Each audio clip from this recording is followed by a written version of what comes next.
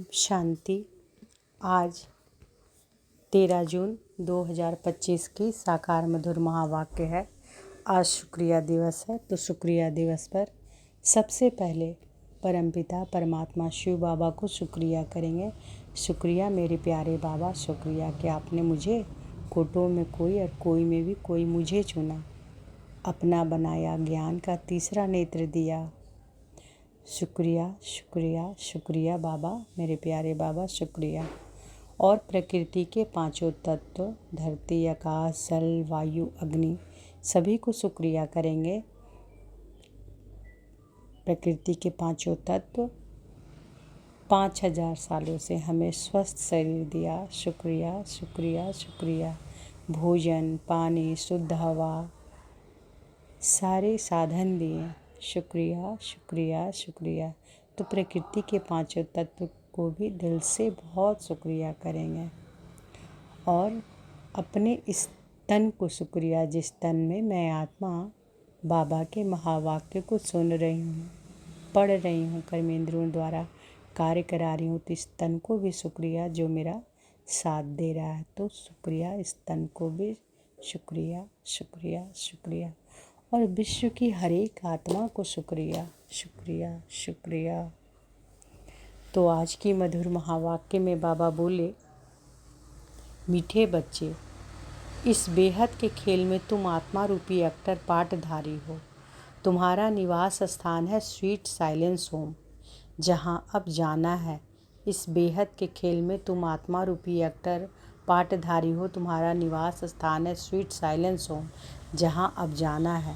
प्रश्न है, जो ड्रामा के खेल को यथार्थ रीति जानते हैं, उनके मुख से कौन से शब्द नहीं निकल सकते? जो ड्रामा के खेल को यथार्थ रीति जानते हैं, उनके मुख से कौन से शब्द नहीं निकल सकते हैं? उत्तर है, यह ऐसा नहीं होता था तो ऐसे होता, यह होना नहीं चाहिए। ऐसे शब्द ड्रामा के खेल को जानने वाले नहीं कहेंगे। तुम बच्चे जानते हो, यह ड्रामा का खेल जूं मिसल फिरता रहता है। जो कुछ होता है सब ड्रामा में नूंद है, कोई फिक्र की बात नहीं है। ओम शांति। बाप जब अपना परिचय बच्चों को देते हैं तो बच्चों को अपना परिचय भी मिल जाता है। सब बच्चे बहुत समय देह अभिमानी होकर रहते हैं। देही अभिमानी हो तो बाप का यथार्थ परिचय हो, परंतु ड्रामा में ऐसे है नहीं। भल कहते भी हैं कि भगवान गॉड फादर है, रचता है, परंतु जानते नहीं हैं। शिवलिंग का चित्र भी है, परंतु इतना बड़ा तो वह है नहीं। यथार्थ रीति ना जानने के कारण बाप को भूल जाते हैं। बाप है भी रचता, जरूर रचेंगे भी नई दुनिया, तो जरूर हम बच्चों को नई दुनिया की राजधानी का वर्षा होना चाहिए। स्वर्ग का नाम भी भारत में मशहूर है, परंतु समझते कुछ भी नहीं है। कहते हैं कि फलाना मरा, स्वर्ग पधारा। अब ऐसे कभी होता है क्या? अभी तुम समझते हो कि हम सब तुच्छ बुद्धि थे। नंबरवार तो कहेंगे ना।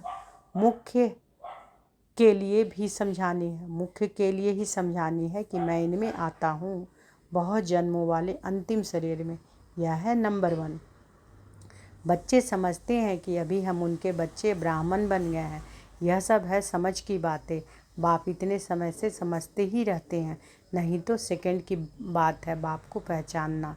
बाप कहते हैं मुझे याद करेंगे तो तुम्हारे विकर्म विनाश होंगे। निश्चय हो गया है, फिर कोई भी बात में प्रश्न आदि उठ नहीं सकता। बाप ने समझाया है, तुम पावन थे जब शांति धाम में थे। यह बातें भी तुम ही बाप द्वारा सुनते हो, दूसरा कोई सुना ना सके। तुम जानते हो कि हम आत्माएं कहाँ की रहवासी हैं। जैसे नाटक के एक्टर्स कहेंगे कि हम यहाँ के रहवासी हैं, कपड़ा बदल कर स्टेज पर आ जाएंगे। अभी तुम समझते हो कि हम यहाँ के रहवासी नहीं हैं, यह एक नाटकशाला है। यह अभी बुद्धि में आया है कि हम मूल वतन के निवासी हैं, जिसको स्वीट साइलेंस होम कहा जाता है। इसके लिए ही सब चाहते हैं, क्योंकि आत्मा दुखी है ना, तो कहते हैं कि हम कैसे वापस घर जाएं। घर का पता ना होने के कारण भटकते हैं। अभी तुम भटकने से छूटे, बच्चों को मालूम पड़ गया है, अभी तुमको सचमुच घर जाना है। अहम आत्मा कितना छोटी बिंदी है, यह भी वंडर है। जिसको कुदरत कहा जाता है ना। तो बाबा क्या कह रहे हैं, अभी तुम भटकने से छूटे, बच्चों को मालूम पड़ गया है, अभी तुमको सचमुच घर जाना है। अहम आत्मा कितनी छोटी बिंदी है, यह भी वंडर है। जिसको कुदरत कहा जाता है। इतनी छोटी बिंदी में इतना छोटा पाठ भरा हुआ है। परम पिता परमात्मा कैसे पाठ बजाते हैं यह भी तुम जान गए हो। सबसे मुख्य पाठधारी वह है, करण करावनहार है ना। तुम मीठे मीठे बच्चों को यह अभी समझ में आया है कि हम आत्माएं शांति धाम में रहती हैं। आत्माएं कोई नई थोड़े ही निकलती है जो शरीर में प्रवेश करती है, नहीं। आत्माएं सभी स्वीट होम में रहती हैं, वहाँ से आती है पाठ बजाने। सभी को पाठ बजाना है, यह खेल है। यह सूर्य चांद स्टार्स आदि क्या है, यह सब बत्तियां हैं जिसमें रात और दिन का खेल चलता है। कई कहते हैं सूर्य देवताएं नमः, चंद्र देवताएं नमः, परंतु वास्तव में यह कोई देवताएं हैं नहीं। इस खेल का किसी को मालूम नहीं है। सूर्य चांद को भी देवता कह देते हैं। वास्तव में यह इस सारे विश्व नाटक के लिए बत्तियां हैं। हम रहवासी हैं स्वीट साइलेंस होम के, यहाँ हम पाठ बजा रहे हैं। यह जो मिसल चक्र फिरता रहता है, जो कुछ होता है ड्रामा में नूंद है। ऐसे नहीं कहना चाहिए कि ऐसे नहीं होता था तो ऐसे होता, यह तो ड्रामा है ना। मिसल जैसे तुम्हारी माँ थी, ख्याल में तो नहीं था ना कि चली जाएंगी। अच्छा शरीर छोड़ दिया, ड्रामा। अब अपना नया पाठ बजा रही है, फिक्र की कोई बात नहीं। यहाँ तुम सब बच्चों की बुद्धि में है, हम एक्टर्स हैं। यह हार और जीत का खेल है। यह हार जीत का खेल माया पर आधारित है। माया से हारे हार है और माया से जीते जीत। यह गाते तो सब हैं, परंतु बुद्धि में ज्ञान जरा भी नहीं है। तुम जानते हो माया क्या चीज़ है। यह तो रावण है, जिसको ही माया कहा जाता है।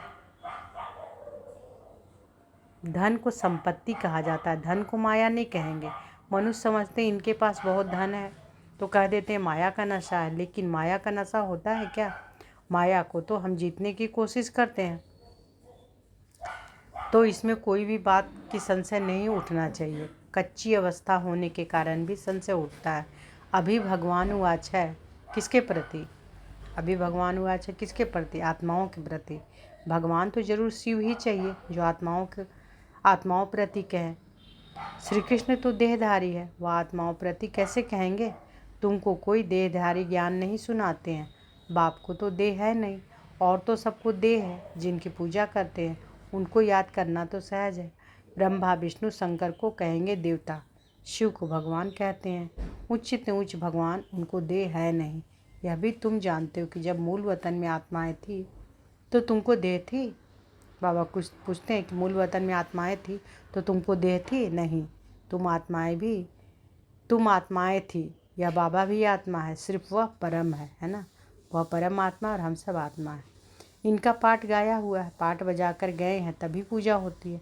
परंतु एक भी मनुष्य नहीं जिसको यह मालूम हो कि 5000 वर्ष पहले भी परमपिता परमात्मा रचता आया था। वह है ही हेवनली गॉड फादर। हर 5000 वर्ष बाद कल्प के संगम पर वह आते हैं, परंतु कल्प की आयु लंबी चौड़ी कर देने से सब भूल गए हैं। तुम बच्चों को बाप बैठ समझाते हैं, तुम खुद कहते हो कि बाबा हम आपसे कल्प कल्प मिलते हैं और आपसे वर्षा लेते हैं, फिर कैसे गंवाते हैं? यह बुद्धि में है। ज्ञान तो अनेक प्रकार के हैं, परंतु ज्ञान का सागर भगवान को ही कहा जाता है। अब यह भी सब समझते हैं विनाश होगा जरूर। आगे भी विनाश हुआ था, कैसे हुआ था यह किसी को भी पता नहीं है। शास्त्रों में तो विनाश के बारे में क्या क्या लिख दिया है। पांडव और कौरवों की युद्ध कैसे हो सकती? अभी तुम ब्राह्मण हो संगम युग पर, ब्राह्मणों की तो कोई लड़ाई है नहीं। बाप कहते हैं कि तुम हमारे बच्चे नॉन वायलेंस डबल अहिंसक। अभी तुम निर्विकारी बन रहे हो, तुम ही बाप से कल्प कल्प वर्षा लेते हो। इसमें कुछ भी तकलीफ की बात नहीं, नॉलेज बड़ी सहज है। 84 जन्मों का चक्र तुम्हारी बुद्धि में है। अभी नाटक पूरा होता है, बाकी थोड़ा टाइम है। तुम जानते हो कि अभी ऐसा समय आने वाला है जो साहूकारों को भी अनाज नहीं मिलेगा, पानी नहीं मिलेगा। इसको कहा जाता है दुख के पहाड़ खूने नाहे खेल, है ना। इतने सब खत्म हो जाएंगे। कोई भूल करते हैं तो उनको दंड मिलता है। इन्होंने क्या भूल की है? सिर्फ एक ही भूल की है, जो बाप को भूले हैं। तुम तो बाप से राजा ही ले रहे हो। बाकी मनुष्य तो समझते हैं मरे कि मरे। महाभारत लड़ाई थोड़ी भी शुरू हुई तो मर जाएंगे।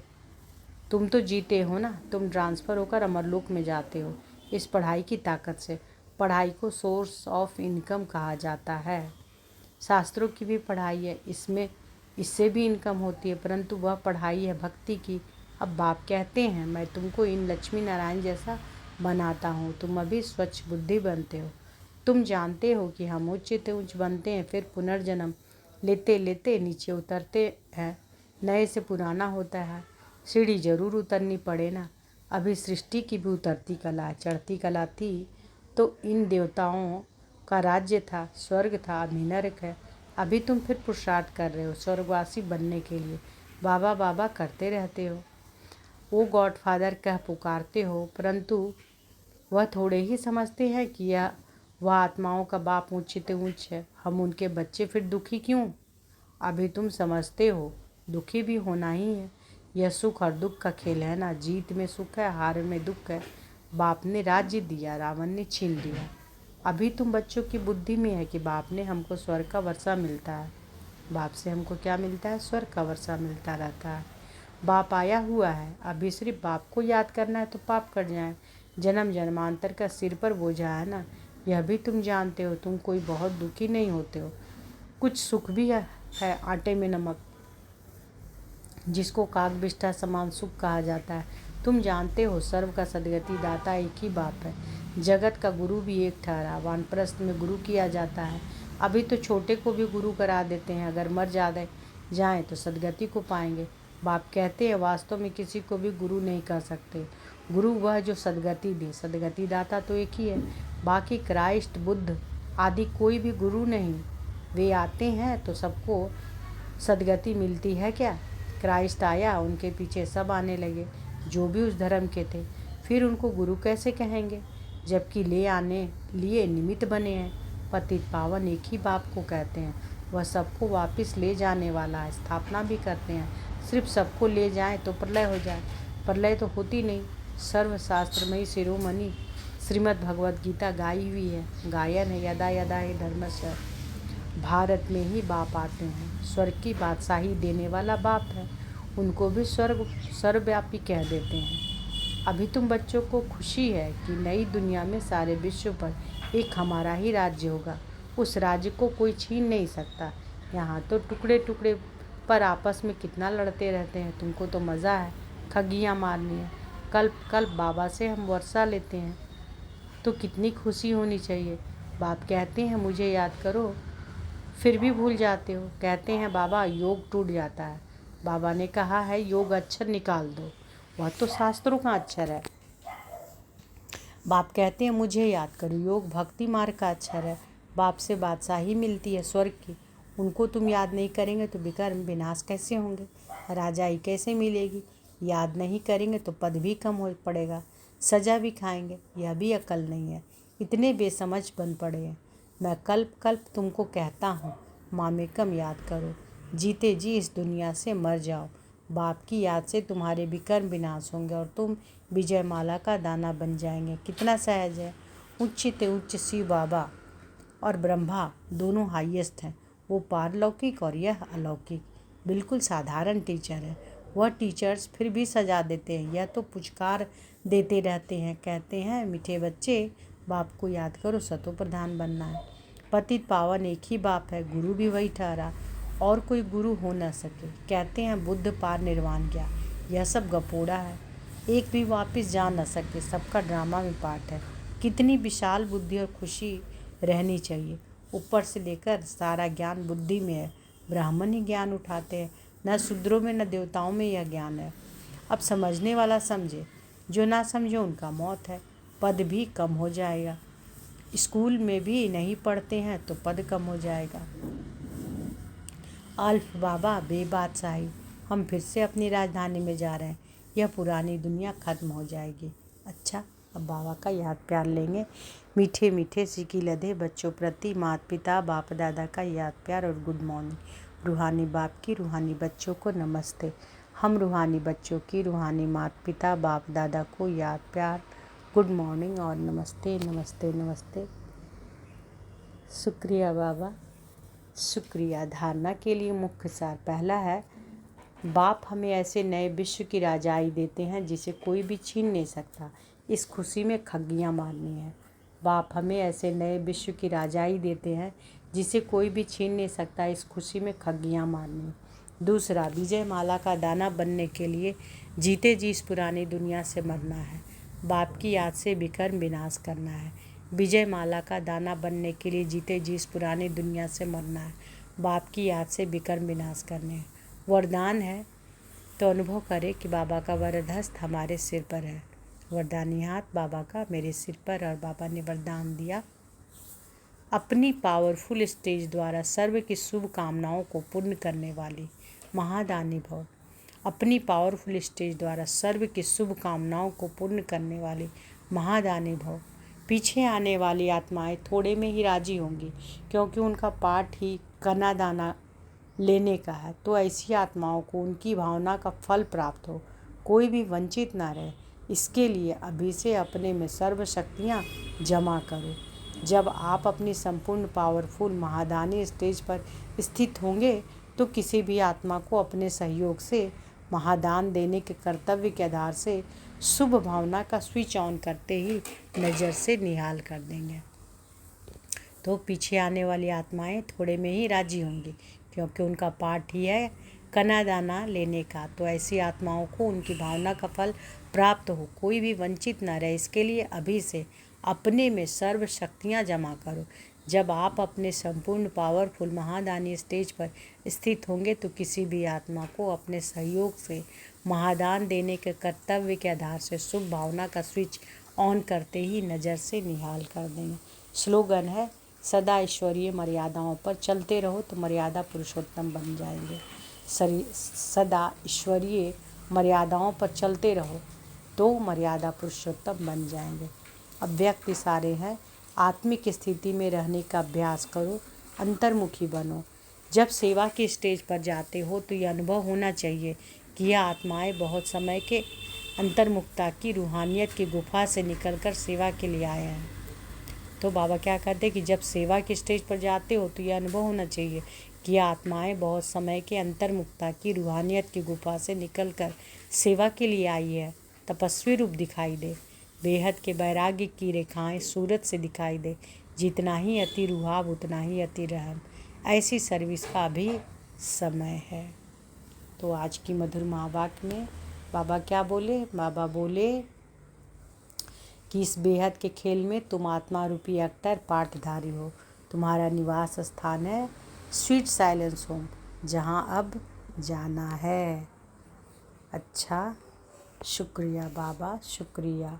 ओम शांति।